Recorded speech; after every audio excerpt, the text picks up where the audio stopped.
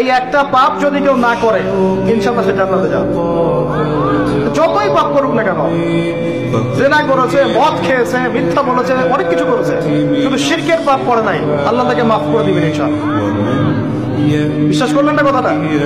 নবীজি বলেছেন এই উম্মতের যে কোনো ব্যক্তি যতই পাপ করুক না কেন আল্লাহ পাক সমস্ত পাপ মাফ করতে পারেন, কিন্তু শিরকের গুনাহ আল্লাহ পাক মাফ করবেন। তওবা করে যদি মারা না যায় মাফ করবেন। একটা এক্সাম্পল দিয়ে বোঝাচ্ছি তাহলে ক্লিয়ার হয়ে যাবে। মনে করেন কেউ একজন জেনা করেছে, তওবা করার সুযোগ হয় নাই, মারা গেছে, এখন আল্লাহ পাক কিয়ামতের মাঠে এই জেনার পাপটা মাফ করে দিতে পারেন, যদিও সে তওবা করে নাই। আল্লাহ পাক এই পাপটাও মাফ করতে পারেন।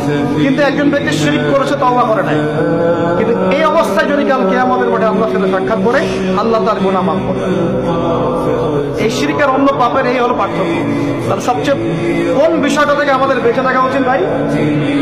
শিরক কি ও কেন? একটা বই পাওয়া যায়, কিনে নেবেন। কিতাবুত তাওহীদ একটা বই আছে, পড়ে নেবেন। কুরআন সুন্নাহর আলোকে বিশুদ্ধ আকীদার অনেক বই পাওয়া যায়। আর আকীদা সংক্রান্ত একটা অনবদ্য বই হলো আল আকীদা আত-তাহাবিয়া।